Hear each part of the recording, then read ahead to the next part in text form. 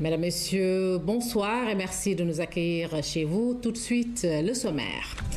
Noël célébré au Sénégal et dans le monde, nous irons à la cathédrale de Dakar, à la paroisse Bienheureux Jean-Paul II de Guédiawaye, dans l'église protestante de Dakar Plateau et en Syrie, où les fidèles ont fêté timidement la naissance du Christ. Notre dossier du jour porte sur la motion de censure, prétexte celle déposée par le groupe libéral contre le gouvernement Abdoul Mbaye. L'Assemblée nationale sera en plénière ce mercredi. Ce 25 décembre donc est célébré Noël qui commémore chaque année la naissance de Jésus-Christ. Hier, le cardinal Théodore Adrien Sarr a dirigé la messe à la cathédrale de Dakar en présence de nombreux fidèles. L'archevêque de Dakar que nous écoutons. Chers frères et sœurs en Christ, comment ne pas faire nôtre les paroles de bénédiction qui annonce en cette nuit de Noël la venue du Fils de Dieu sur notre terre. Oui, un enfant nous est né, un fils nous a été donné. Ces mots ne sont pas seulement l'annonce d'un événement historique, ils sont la lecture lucide d'un fait évident qui dépasse tout temps et toute histoire. Dieu nous aime.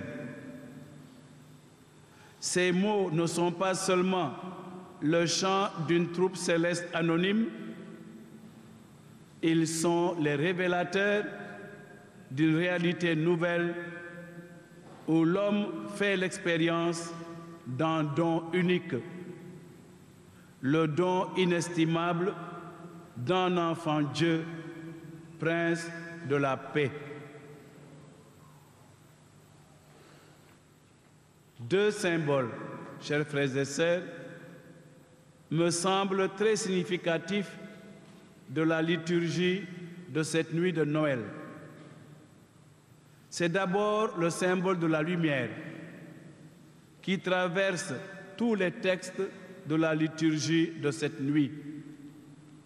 C'est ensuite le symbole de la vie, qui est la conséquence la plus logique de toute naissance. Nouvelle, nouvelle, berger, levez-vous, la terre est si belle quand Dieu vient. L'Église catholique du Sénégal a célébré donc ce jour, 25 décembre, la naissance du Christ. Ici au Sénégal, les fidèles de la paroisse Bienheureux Jean-Paul II de Guédiawaye ont fêté l'événement. Le curé de la paroisse, François Ousmane Diouf, a livré un message de paix au cours de l'homélie, un comportement recommandé par le pape le pape Benoît XVI. Reportage Louise Pizza. Le baptême, premier des trois sacrements de l'initiation chrétienne, ouvre le bal de la célébration de la nativité. Comme l'enfant Jésus dans la crèche, les enfants de la paroisse Bienheureux Jean-Paul II de Guédiawaye ont reçu le baptême de la foi. En ce jour saint qui met en lumière la naissance du prince de la paix, l'évangile du jour appelle à la méditation. Jésus-Christ vient habiter nos personnes et cette crèche pour moi est l'occasion pour nous de devenir des crèches vivantes dans nos milieux de vie, que ce soit chrétiens, mais tout genre humain. Et surtout en appelant les gens à transformer notre vie à travers le thème pastoral qu'on s'est fixé cette année, c'est-à-dire aller ensemble au cœur de la foi pour bâtir notre Église. Les paroissiens ont donc répondu présent à cet appel du Christ. L'enfant Jésus vient visiter les hommes.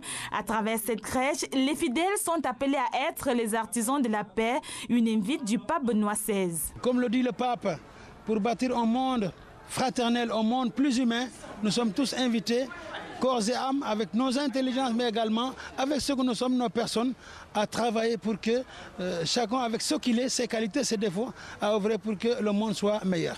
L'enseignement qu'on peut retenir de la fête d'aujourd'hui, c'est surtout un enseignement de paix et de joie. Noël, c'est Jésus qui vient naître parmi nous. C'est vrai qu'il est né depuis plus de 2000 ans, mais chaque année, nous aimons célébrer, nous rappeler en tout cas la venue du Sauveur parmi nous pour nous apporter la paix et la joie. 25 décembre, jour de joie, jour d'allégresse, Noël constitue le plus beau jour de l'année pour les tout-petits. Un hommage leur est ainsi rendu. Avec les enfants, la fête à la maison, c'est d'abord une fête pour eux. Il faut leur faire plaisir en leur donnant des jouets, des cadeaux, etc. Mais ne surtout pas oublier qu'il faut aussi apprendre aux enfants à partager, à vivre cette paix avec leurs semblables. Que tous puissent être de véritables artisans et bâtisseurs de paix, de sorte que la cité de l'homme grandisse dans une concorde fraternelle, dans la prospérité et dans la paix. Tel est le vœu formulé par le Saint-Père à ce jour de Noël. Louise Bidza, l'église protestante de Dakar Plateau, a également célébré Noël. À cette occasion, un culte a été organisé pour commémorer la naissance du Christ. La cérémonie a eu lieu ce matin en présence de la communauté protestante résidant à Dakar. Compte rendu signé Aïssatou Diop Tall.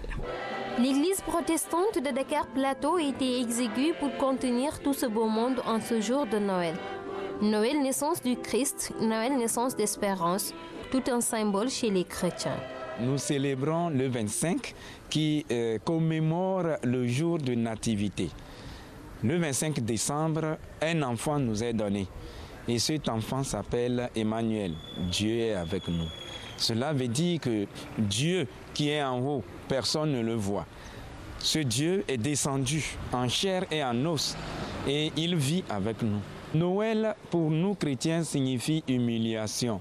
On doit se rabaisser, oublier l'orgueil, les déchirements pour s'unir et à développer l'amour du prochain. Missionnaire de l'Église, le pasteur a saisi l'opportunité pour véhiculer un message de paix au cours du culte.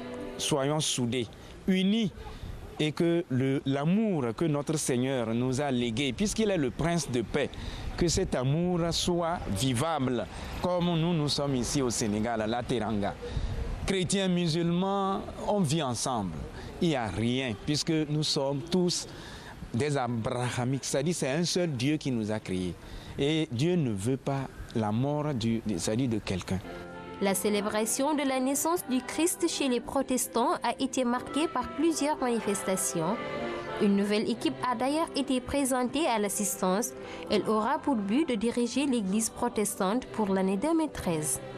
Noël dans le monde, nous parlons de cette bénédiction Urbi et Orbi du pape Benoît XVI, une bénédiction à la ville et au monde. Dans son prêche de Noël, le pape est largement revenu sur les conflits qui endeuillent le monde.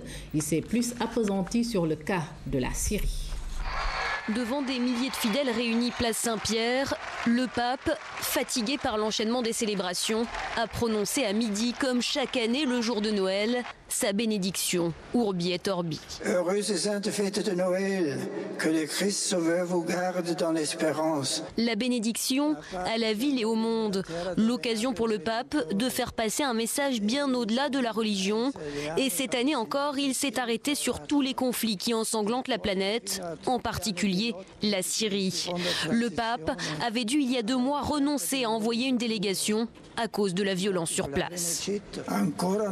Une fois de plus, j'appelle à l'arrêt de l'effusion de sang, à un accès plus facile à l'aide humanitaire pour les réfugiés et pour les déplacés, et à un dialogue en vue d'une solution politique.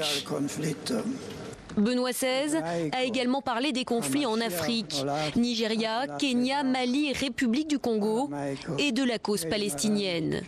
Le pape, qui a rappelé l'importance de la foi, a également lancé un appel à la liberté religieuse aux dirigeants chinois, en demandant à ce que la religion catholique soit reconnue en Chine. Le thème de la paix, omniprésent tout au long de son message Urbi et Orbi.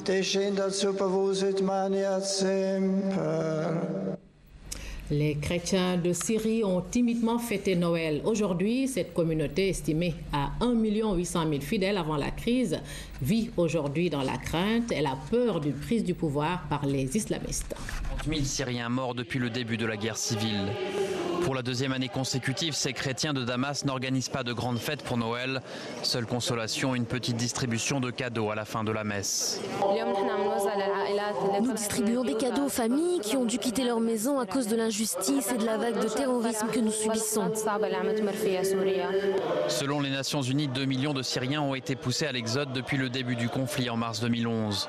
Et la minorité chrétienne se retrouve prise en tenaille entre d'un côté un régime alaouite avec qui les relations ont longtemps été stables et de l'autre côté les combattants rebelles majoritairement sunnites. Craignant d'être identifiés au régime de Bachar el-Assad, les chrétiens de Syrie font profil bas. Pour Noël, pas question d'orner les rues de décoration. Cette année, nos activités se limitent à des prières pour la sécurité de la population et si Dieu le veut, lorsque la crise se terminera en Syrie, vous verrez, les célébrations seront extraordinaires et la joie sera de retour. Près d'une autre église à Damas, un marché de Noël. Bougies, peluches et autres bijoux sont vendus. Autrefois destinés aux pauvres, les fonds vont désormais aux réfugiés. Retour chez nous en politique. L'Assemblée nationale examine demain la motion de censure contre le gouvernement Abdoul Mbaye. Motion de censure déposée par le groupe des libéraux et démocrates et certains non inscrits. C'est le prétexte de notre dossier du jour. D'abord, un rappel historique. Le Sénégal indépendant a connu plusieurs motions de censure. Une seule a abouti, celle du 17 décembre 1962 qui avait entraîné la démission du gouvernement Mamadou Dia. Voici les explications avec Astou Winibé. La motion de censure n'est pas une nouveauté au Sénégal. Le Sénégal en a connu plusieurs dans ses différentes constitutions, notamment de 1960, de 1963 et de 2001. La constitution de 1960 avait prévu la motion de censure si le régime était parlementaire, alors que la constitution de 1963 disait qu'il ne peut y avoir de motion de censure dans un régime présidentiel. La motion de censure qui avait été déposée durant la Constitution de 1960 avait atteint le quorum et c'est par la suite que le gouvernement de Mamadou Dia avait démissionné. Avec la Constitution de 1963, il n'y a pas eu de motion de censure car le régime était présidentiel. Dans un régime présidentiel, il y a la séparation des pouvoirs. Ainsi, de 1963 à 1970, il n'y a pas eu de motion de censure. L'année 1991 a également été marquée par une motion de censure, mais qui avait échoué. En janvier 2001, la troisième constitution naquit et une motion de censure a été déposée, mais il n'y a pas eu la question de confiance. En réalité, la question de confiance a été absente de 1963 à 2001 et c'est en 2001 qu'elle a été réintroduite. La question de confiance et la motion de censure sont les deux instruments qui permettent de mettre en œuvre la responsabilité politique du gouvernement. Des députés comme Moussa Tine ou Djiboka ont eu à déposer des motions de censure, mais sans résultat. Pour qu'une motion de censure aboutisse, il faut qu'elle soit votée par la majorité absolue. Le cas de Mamadou Dia était particulier car tous les députés appartenaient au même parti politique. En vérité, la pratique montre qu'on est toujours minoritaire quand on dépose une motion de censure. Les initiateurs le savent, ce qui fait qu'ils le font pour des raisons politiques ou pour faire venir le Premier ministre à l'Assemblée nationale. En effet, seule la déclaration de politique générale et la motion de censure peuvent faire déplacer le Premier ministre à l'Assemblée nationale. Pour la petite histoire, la Constitution prévoit qu'il faut passer au vote d'une motion de censure 48 heures après l'avoir déposée. La motion de censure de 1962 a été déposée un 14 décembre et c'est le 17 décembre qu'elle a été votée par la majorité absolue. Hormis la motion de censure de 1962, les autres ne peuvent pas aboutir au Sénégal car le gouvernement détient toujours la majorité à l'Assemblée nationale. En 1962, Mamadou Dia était le président du Conseil, qui est l'équivalent du Premier ministre. Il avait les rênes du pouvoir, mais était d'accord pour démissionner si et seulement si les instances du parti le décident, ce qui n'était pas prévu dans la Constitution. N'ayant pas eu ce qu'il voulait, Mamadou Dia avait interdit l'accès des députés à l'Assemblée nationale et c'est ainsi que la crise surgit. La motion de censure a finalement été votée par la majorité absolue au domicile du président de l'Assemblée nationale d'alors, Maître Lamine Gueye. Le vote de la 5e motion de censure de l'histoire politique du Sénégal est prévu donc demain. À la veille du vote de cette importante loi, les juristes se prononcent. Abdoulaye Dieye, professeur de droit constitutionnel, nous a apporté des éclairages sur la définition et les conséquences de la motion de censure. Ibrahim Andang. Elle a fait souvent vaciller les chefs de gouvernement. La motion de censure, une véritable menace pour un Premier ministre. Elle est d'ailleurs l'une des caractéristiques d'un régime parlementaire. Alors, que signifie-t-elle? C'est pour, par exemple, le Parlement montrer au gouvernement qu'il n'y a plus cette confiance-là qui doit exister entre l'exécutif et le Parlement. Et donc, ça va entraîner la démission du gouvernement si cette motion est adoptée. À côté de cette mesure qui engage la responsabilité du gouvernement, on note aussi la question de confiance relevant de l'initiative du gouvernement. Si par exemple le gouvernement se rend compte qu'il y a des attitudes ou bien des comportements qui laissent présager qu'il n'existe plus la confiance, le gouvernement peut prendre l'initiative de poser la question de confiance. Et ça va également être adopté dans les mêmes conditions que la motion de censure. C'est prévu par la Constitution, par l'article 86 de la Constitution. La coalition au pouvoir bénéficie d'une majorité à l'Assemblée nationale. La motion déposée par les députés libéraux a-t-elle alors une chance de passer? Il est clair que cette motion de censure n'a pas une chance d'aboutir. Il n'est pas dit également que seuls les signataires vont voter la motion de censure, parce qu'on connaît également qu'il peut y avoir des fissures au niveau du Parlement. Il faut d'abord préciser qu'à peine d'irrecevabilité, la motion doit être signée par au moins le 10e des membres composant l'Assemblée nationale. Aujourd'hui, il y a 150 députés, le 10e, c'est 15 députés qui doivent au moins signer pour que la motion soit recevable. Ça, c'est fait, c'est derrière nous. Maintenant, pour voir si la motion est adoptée ou pas, c'est le jour où ça doit se faire à travers un scrutin public. Et on va voter comme on vote une loi. Et pour que la motion passe, il faut que ce soit adopté par la majorité absolue. La majorité absolue, c'est combien? C'est 150 divisé par 2 plus 1. C'est 76 députés qui doivent adopter pour qu'on puisse dire que la motion passe. Vous voyez bien que ce n'est pas facile pour une opposition qui ne dispose, je crois, qu'à peu près une quinzaine ou bien même moins. C'est aléatoire de penser que la motion peut passer. Certes considérée comme un signe vital d'une démocratie, une motion de censure n'est cependant pas exempte de conséquences. Ça va provoquer sur le plan politique une discussion au niveau du Parlement, parce que le Premier ministre est obligé de se déplacer au niveau du Parlement avec son équipe.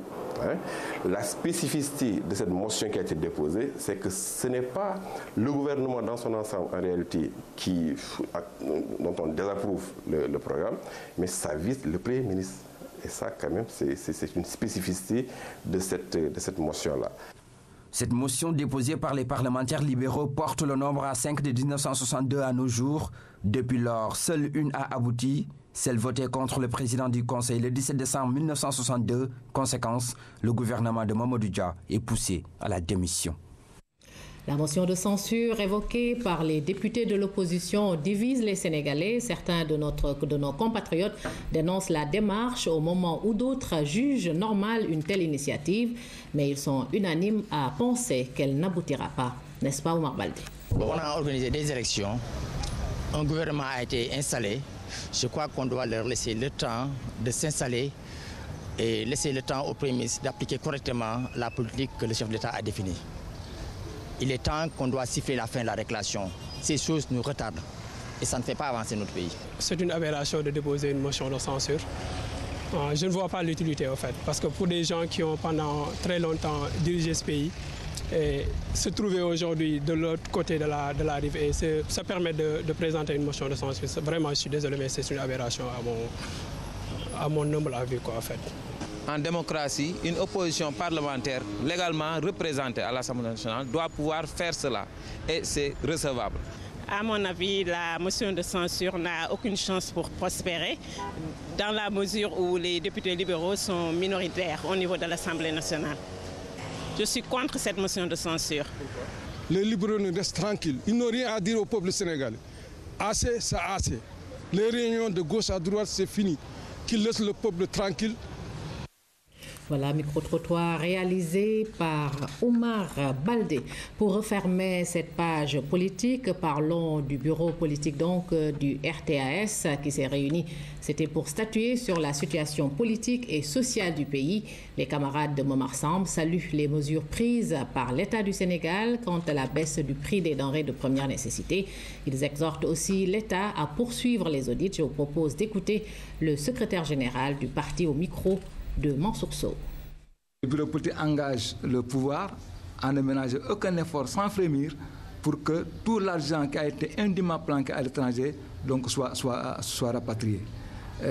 Et ne se faire aucune illusion sur les atouts donc, du PDS qui ne sont que de la diversion par rapport à cela. Par ailleurs, le bureau politique salue aussi les mesures déjà prises par le pouvoir quant à la baisse des denrées de première nécessité et les premières mesures annoncées par aussi le ministre du Commerce quant à une nouvelle baisse des prix de certaines denrées de première nécessité et aussi donc du ciment, du fer, etc. Le bureau engage aussi le pouvoir à faire des baisses beaucoup plus substantielles des prix des denrées de première nécessité en revoyant un peu la structure des prix des hydrocarbures car il est attendu sur ce domaine, c'est la satisfaction de la demande sociale. Sur un autre registre, le bureau politique se préoccupe et condamne également le non-paiement des salaires des enseignants qui a pris un dur labeur pendant un mois, donc sans salaire, alors qu'il leur demandait de faire un travail efficient. Le salaire est sacré pour tout travailleur, qu'il soit enseignant, médecin, journaliste, policier. Donc c'est un dû à la fin du mois, ce salaire doit être donc donné au niveau donc, des travailleurs. Salue donc le travail qui est fait à ce niveau, mais demande que les mesures soient prises pour cette satisfaction-là. Tout le travail a été fait et le RTA a eu sa part de responsabilité. À tous les niveaux, sur tous les fronts, avec ses militants, dans tous les secteurs, le parti donc s'est mobilisé. Donc ce n'est pas un partage donc, du gâteau, mais quand on lutte ensemble et on gagne ensemble, on doit pas gérer ensemble. Des difficultés, le petit train de banlieue en a vraiment, ce qui a poussé le ministre des Transports à se rendre à la gare de Dakar et à celle de Sirnos. C'est pour constater de visu l'ampleur du problème. Thierno Alassane Sall a rencontré le directeur et les travailleurs. Compte rendu à Passo. Ça roule à une dizaine de kilomètres à l'heure avec à son bord le ministre du Transport. Le PTB, petit train de banlieue, est un moyen qui permet à de nombreux voyageurs de rallier Dakar tous les jours. Rufisque-Dakar tous les jours. Nous faisons une navette supplémentaire sur Thiès tous les jours aussi. Et à l'occasion des cérémonies religieuses, nous faisons des trains spéciaux en direction des cités religieuses. Les problèmes du PTB sont d'abord techniques et puis conséquemment financiers. Les difficultés de l'entreprise sont réelles, mais les autorités sénégalaises comptent faire du transport ferroviaire un moyen de transport de masse. Il s'agit de disposer d'un réseau qui maille correctement le pays, qui puisse interconnecter les différentes zones. Par exemple, quitter Kédougou, aller à Ziguinchor, quitter Tambacounda, aller à Matam, parce que c'est là où la production du pays, où le développement du pays va se situer. Donc, par rapport aux pôles régionaux de développement, il est important d'avoir un maillage qui irrigue correctement ces pôles régionaux et avec un écartement standard.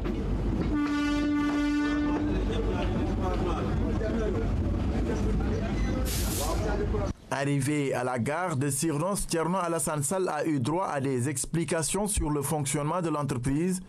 Ici, les conditions de vie et de travail attirent l'attention de nombreux visiteurs.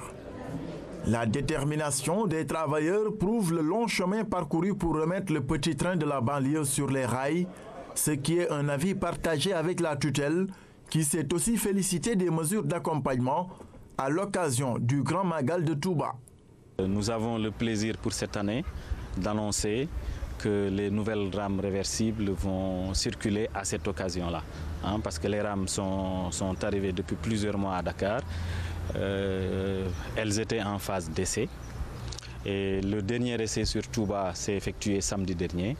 Et donc nous avons le plaisir de les mettre en circulation dès le Magal de Touba. Sans le rail, sans les interconnexions, on a des bourgades isolées, des régions isolées, des départements isolés, mais on n'a pas un pays relié à soi-même. Il faut connecter le Sénégal à lui-même. Et ça, c'est important.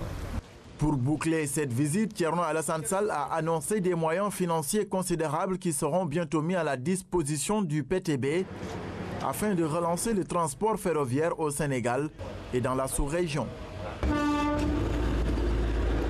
Le ministre de la Restructuration et de l'Aménagement des zones d'inondation s'est rendu respectivement à Saint-Louis et à Touba dans le cadre d'une visite de terrain. Sur place, Khadim Diop a pu mesurer donc l'ampleur des inondations et par ailleurs révéler ses priorités dans la lutte contre les inondations. Lamine Touré. Djaminar, dans la région de Saint-Louis, 30 ans après son occupation, ce quartier vit au rythme des inondations. Ici, les populations sont particulièrement touchées par la fureur des eaux en période d'hivernage.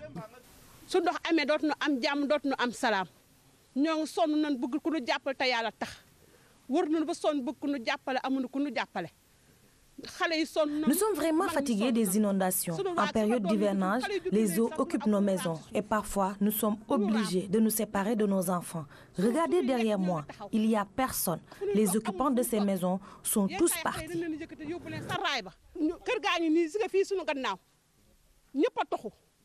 À Guinaouraï, toujours à Saint-Louis, le spectacle est parfois effarant. Des constructions au cœur des points bas.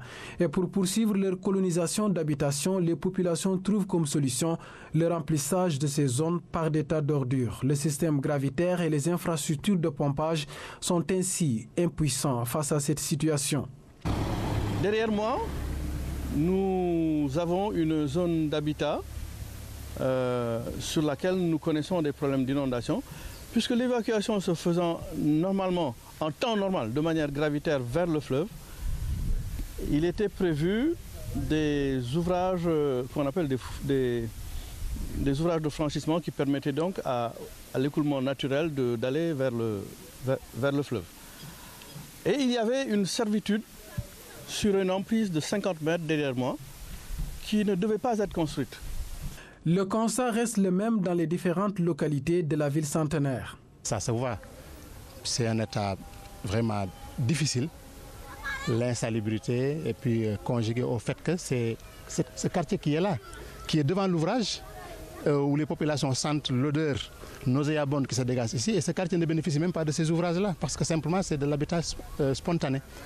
Dans le cadre de la politique de restructuration et de l'aménagement de ces zones, le ministre Khadim Diop étale ses différents axes d'intervention. Aujourd'hui, je pense que le maître mot, c'est la sensibilisation des populations. Les populations doivent être sensibilisées que ces ouvrages-là, c'est pour eux et que si demain on doit restructurer, cela va engendrer un besoin de déplacer des populations. La ville sainte de Touba n'a pas été du reste au cours de cette visite de terrain. Un tour de la ville a permis à la délégation ministérielle de mesurer l'ampleur des inondations passées.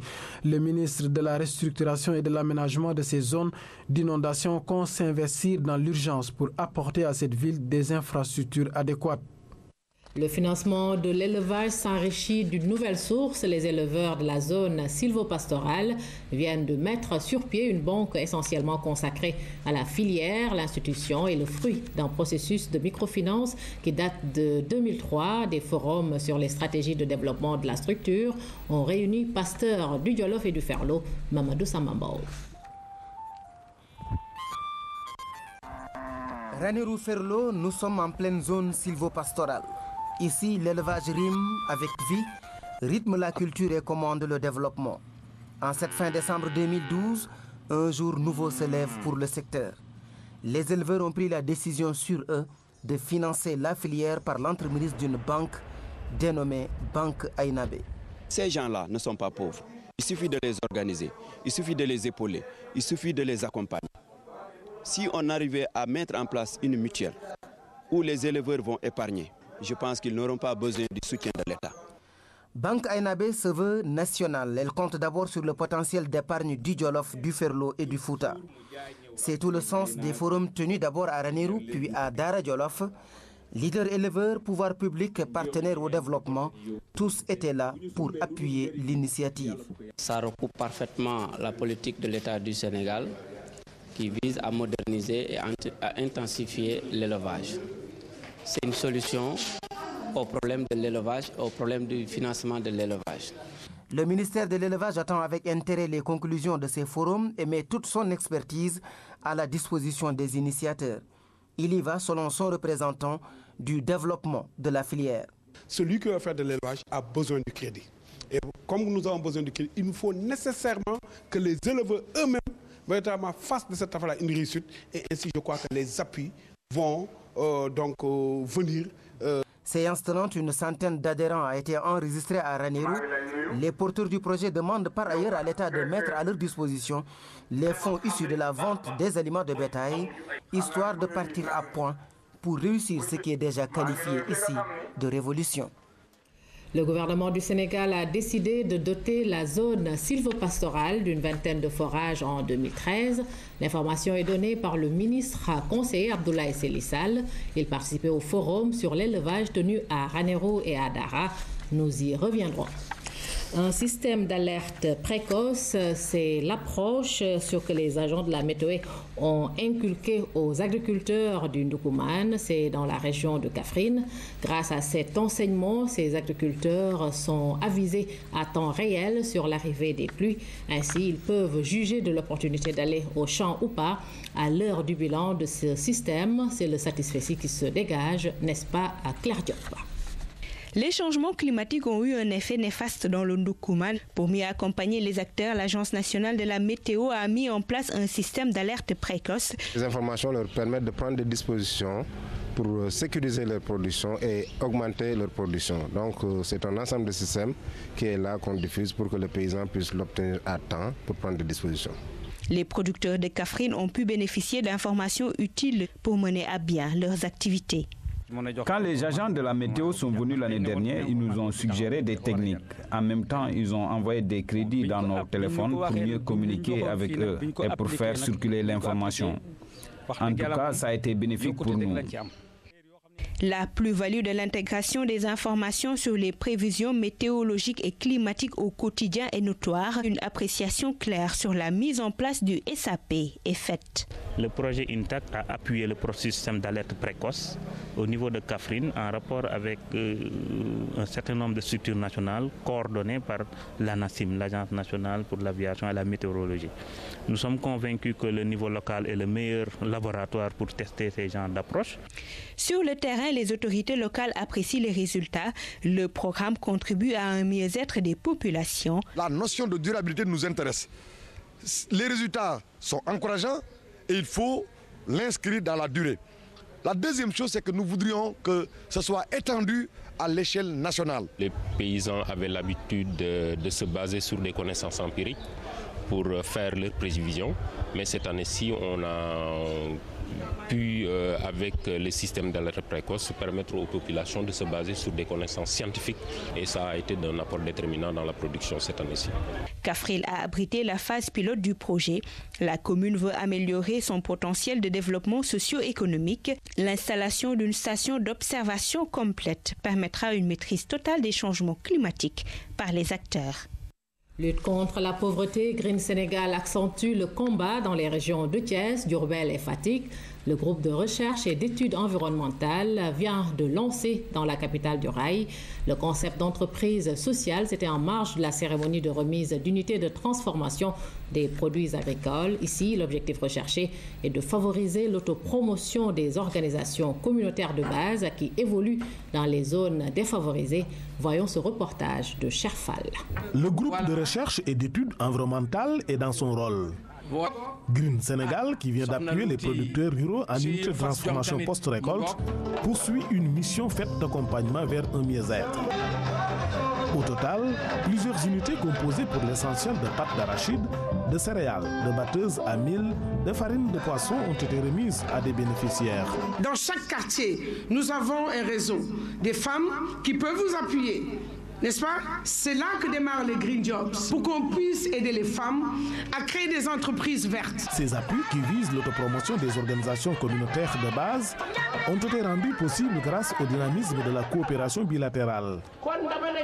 C'est d'ailleurs ce partenariat fécond qui va permettre à Green Sénégal de lancer dès l'entame de l'année 2013 le nouveau concept d'entreprise sociale qui a pour ambition de contribuer à l'émergence d'une communauté viable sur le plan socio-économique. Nous devons aider ces femmes à être des leaders. Et maintenant, elles créent des entreprises sociales. C'est quoi l'entreprise sociale? C'est pas seulement amener une machine qui fait du tigadégué ou du pain tapalapa ou bien de faire des céréales locales, mais c'est comment les femmes se soutiennent mutuellement. Une approche novatrice soutenue par les autorités administratives qui n'ont pas manqué de saluer ces avancées qui s'inscrivent dans le cadre des orientations de l'État en matière de développement. Les autres invités ont également loué l'engagement de la directrice de Green Sénégal. Son combat pour un environnement sain et connu.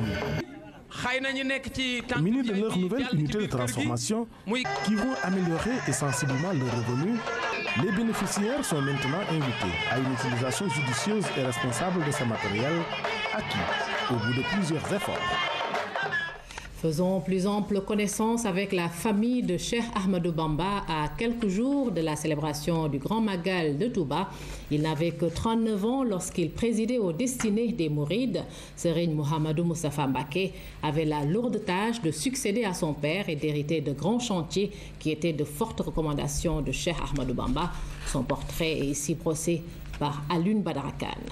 Serigne Mouhamadou Moustapha Mbacké, premier khalife général des Mourides. Très jeune, à l'âge de 39 ans, il aura la lourde charge de perpétuer l'œuvre de son vénéré père, Cheikh Ahmadou Bamba, Khadim Rassoul. Serigne Mouhamadou Moustapha Mbacké, c'est l'histoire d'un homme au destin exceptionnel, l'histoire d'un homme qui aura marqué la communauté mouride. Serigne Mouhamadou Moustapha Mbacké voit le jour en 1888 à Darussalam. Sa mère, Sokhna Aminatou Lo, est issue d'une grande famille d'érudits. Son initiation au Coran et sa formation aux questions théologiques et mystiques seront assurées par son oncle maternel, Serigne Dame Abdourahmane Lo, puis par Mame Thierno Birahim Mbacké et par son illustre père, Khadim Rassoul. Son intelligence était au-dessus de la moyenne. Cheikh Moustapha a eu la chance de bénéficier de beaucoup de traitements et d'égards envers son père. Et aussi, il a bénéficié aussi des érudits de la Mauritanie qui ont participé à sa formation morale et religieuse. Sa formation assurée, Serigne Mouhamadou Moustapha Mbacké est désormais apte à jouer un rôle majeur auprès de son père et guide spirituel Khadim Rassoul. Très proche du fondateur du mouridisme, Serigne Mouhamadou Moustapha Mbacké faisait partie du cercle restreint de ses confidents. Son rôle dans la cour de Khadim Rassoul était réel. Il disait qu'il était le fils de Serigne Touba, mais aussi il était son disciple. Il participait à tout. Le 19 juillet 1927, la vie de Serigne Mouhamadou Moustapha Mbacké prend une nouvelle tournure. Son vénéré père n'est plus. Fils aîné, à 39 ans, Serigne Mouhamadou Moustapha Mbacké devient le khalife général des Mourides. Dans les plus brefs délais, il prend l'importante décision de transférer l'illustre corps à Touba, la sainte au nez et à la barbe de l'administration coloniale. Dans un contexte très difficile, son audace force le respect. Quand on sait que Serigne Touba, à cette période, était en résidence surveillée, c'était un prisonnier, donc c'était une chose quasi impossible qu'il a réussi. Devenu khalife, première autorité morale du mouridisme, Serigne Mouhamadou Moustapha va remobiliser la communauté mouride malgré la disparition du fondateur et la crise économique des années 30. Son premier grand chantier est la grande mosquée de Touba, la fierté des mourides et du monde musulman. Un projet cher à Khadim Rassoul. L'Éternel m'a honoré pour l'éternité d'un édifice indestructible qui se dressera jusqu'au paradis. Absous les volontaires qui ont bâti l'édifice si élevé de ma demeure, la cité bénite de Touba, de leurs péchés, du passé et de l'avenir, absous tous ceux qui avaient la charge de l'ordonnancement des travaux de l'édifice, de leurs péchés. Par ses prières, Cheikh Ahmadou Bamba Khadim Rassoul démontre tout son attachement à la construction de la grande mosquée. Le 4 mars 1932, la première pierre est posée après la réalisation d'une ligne de chemin de fer de 50 km. Serigne Mouhamadou Moustapha Mbacké inaugure ainsi l'ère des grands chantiers du mouridisme. Le mouridisme commence ainsi à déployer ses ailes. Le 13 juillet 1945, le premier khalife de Khadim Rassoul quitte ce bas monde à Darou Khoudoss, au cœur de Touba, dans cet endroit saint appelé Beiti, au milieu des livres saints et autres écrits laissés par son vénéré père. Serigne Mouhamadou Moustapha Mbacké repose ici depuis lors à quelques mètres du mausolée du fondateur du mouridisme. Actuellement, Serigne Ahmadou Makhtar Mbacké veille sur le précieux héritage laissé par son illustre père, Serigne Mohamedou Moustapha Mbacké, le premier khalife général des Mourides. Sokhna Khadijatou Mbacké est une des filles de Cheikh Ahmadou Bamba. Sa piété et sa dévotion ont été unanimement saluées de tous. Petite sœur de Serigne Abdou Khadre Mbacké, son portrait avec Laïfé Diop. Le quartier Soura, comme partout à Touba, baigne dans la religiosité. Lecture de Coran et chant de Khassaïd rythment la vie de tout un chacun. C'est le cas chez la famille de Sokhna Khadijatou Mbacké, fille de Serigne Touba. لم يبدو مثل المصطفى محمدي سرا وجهرا في البرايا سمدي Dans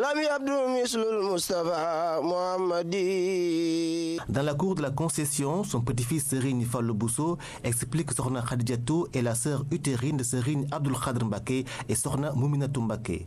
Leur mère, Sokhna Aminata Bousso, étant la fille de Serigne Boussobé, oncle maternel de Cheikh Ahmadou Bamba. Elle a vu le jour entre 1910 et 1912 à Ndam, Darey Alimul Khabir, comme son frère Serigne Abdoul Khadre Mbacké.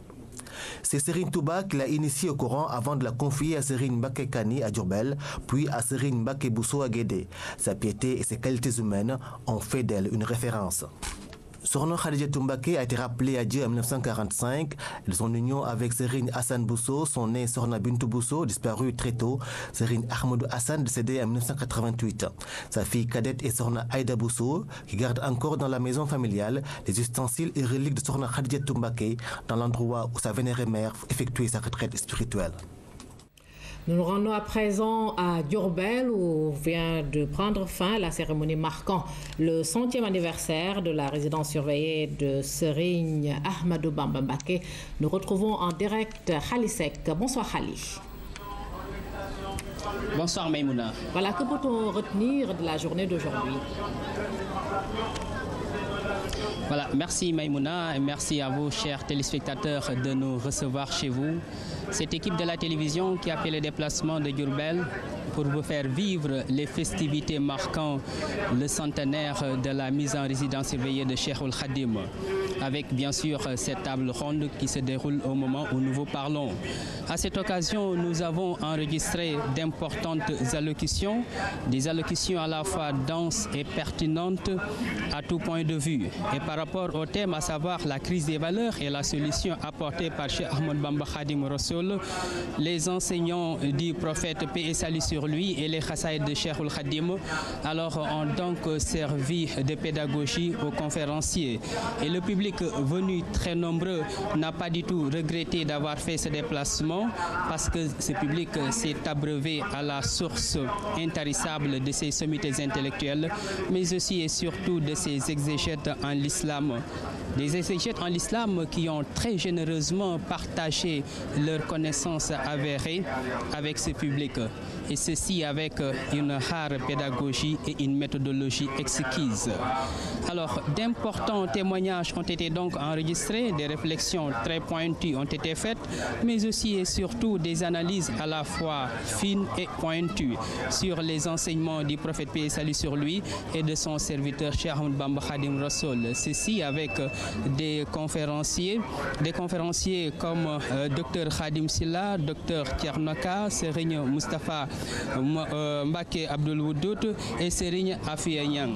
Et pour vous dire donc que le public qui est venu très nombreux pour répondre à cette invitation, alors ne l'aura pas du tout regretté et ce public va rentrer avec une très belle moisson et une jubissière particulièrement pleine. Et pour le moment, c'est la cérémonie officielle qui se poursuit ici à Diourbel, capitale du Bawol, Diourbel, ville historique et symbolique qui aura joué un rôle prépondérant dans le mouridisme Maïmouna. Voilà, merci à vous Khali Seck et à toute l'équipe de la RTS dépêchée à Diourbel et bon retour à Dakar. La ziara annuelle de la communauté religieuse dirigée par Serigne Abbas Sall a vécu. Nguith, région de Louga, a été le point de convergence des milliers de fidèles. Une visite pieuse initiée depuis 1962. Ndeye Aïda Dia.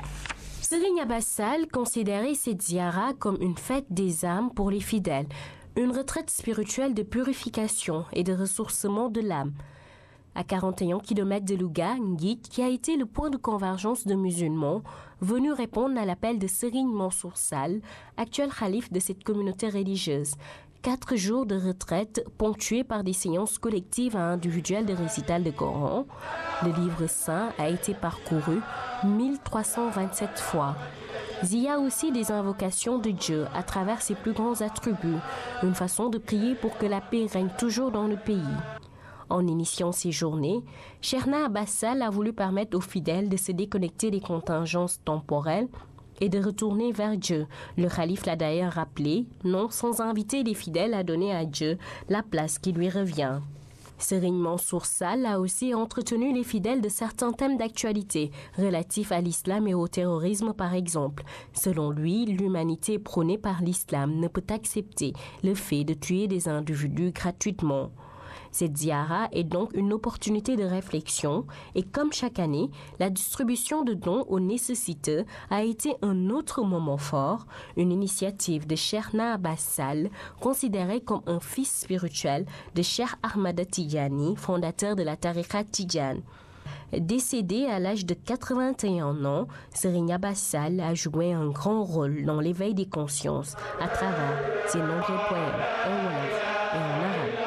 La 15e édition de la conférence annuelle de Brescia a été animée par Serigne Aziz Khadim Awa Ba. Le thème a porté sur jeunesse et déviance. Le marabout a demandé aux talibés de suivre les enseignements de Serigne Touba. Des prières ont été formulées pour notre pays. Abdulaziz Ban.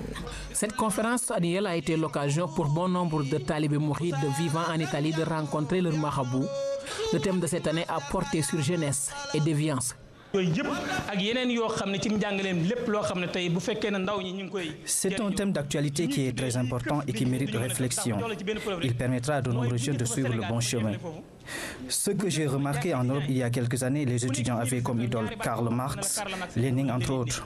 Mais maintenant, ils suivent les enseignements de Serigne Touba et s'identifient en tant que talibé mouride.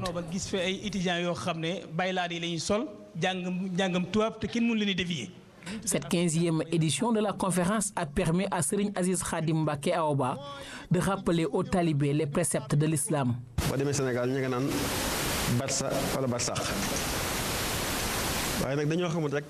Si nous voulons avancer dans la vie, il nous faut respecter les règles éditées par l'islam. Au Sénégal, on a assisté au phénomène Barça ou Barsakh. Si les gens savaient ce que renferment ces mots, ils ne le toucheront plus. L'islam est au début et à la fin de tout.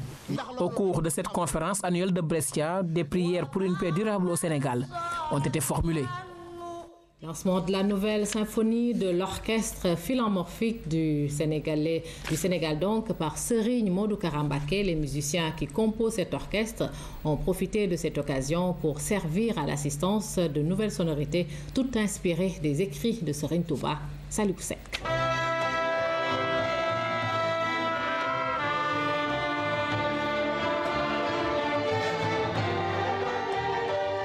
La chanson au service du spirituel, telle est la nouvelle mission de Serigne Modou Kara Mbacké.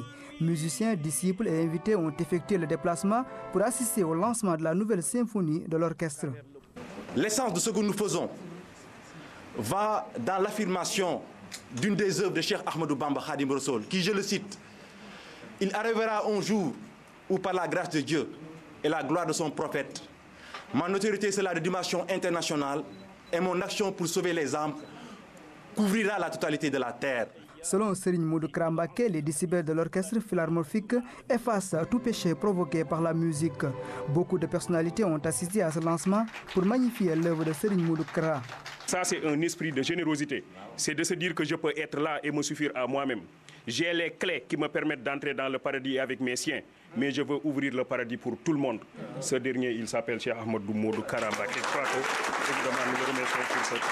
Lancée en 2002, la nouvelle symphonie de l'Orchestre philharmonique du Sénégal pour la paix mondiale est composée de musiciens professionnels, tous disciples de Cheikh Ahmadou Bamba.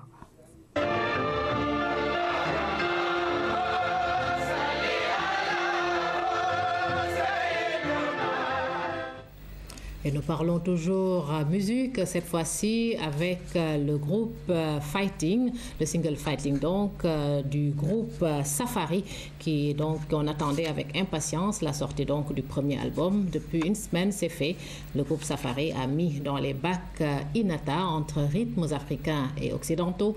Le trio de jeunes femmes nous livre un album festif, mais qui n'occulte pas leurs convictions. Oumindour les a rencontrés à leur studio.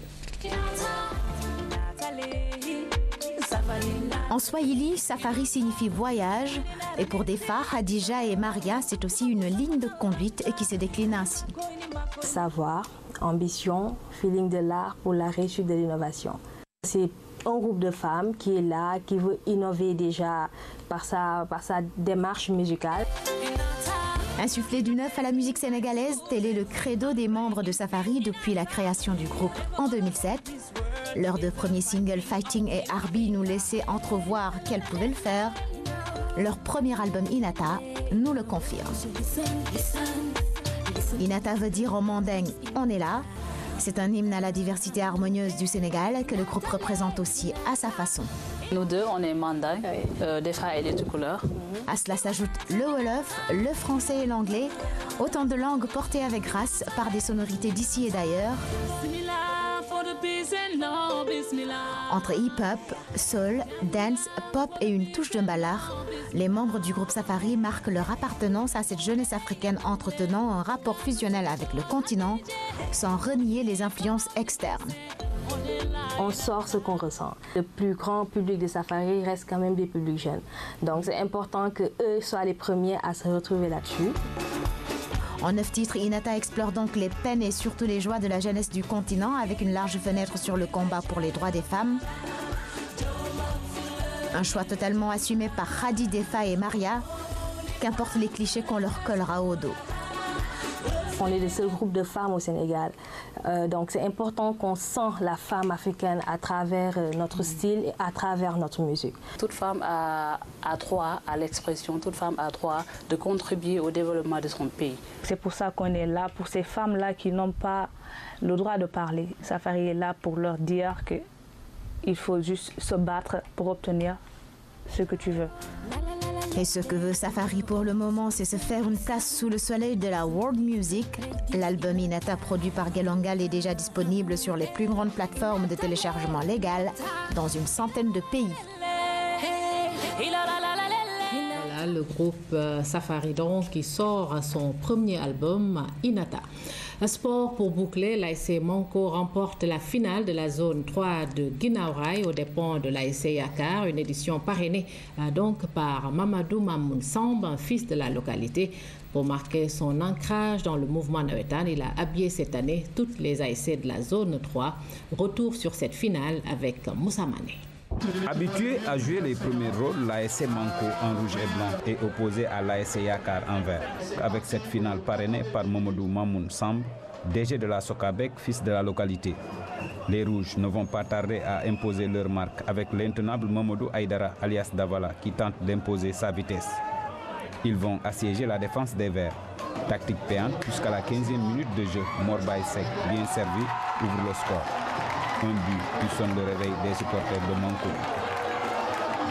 Loin de baisser les bras, les Verts tentent de revenir au score en misant sur les balles arrêtées. Mais elles sont mal négociées. 1-0 à la pause. À la reprise, les Verts reviennent avec de nouvelles ambitions et tentent de refaire leur retard. Esselés, les Verts de Yakar redonnent l'avantage malgré eux à Manko. Amidou Ndiaye marque contre son camp en tentant d'écarter le danger. 2-0, score à la fin du temps réglementaire. Monsieur Samb est un grand homme.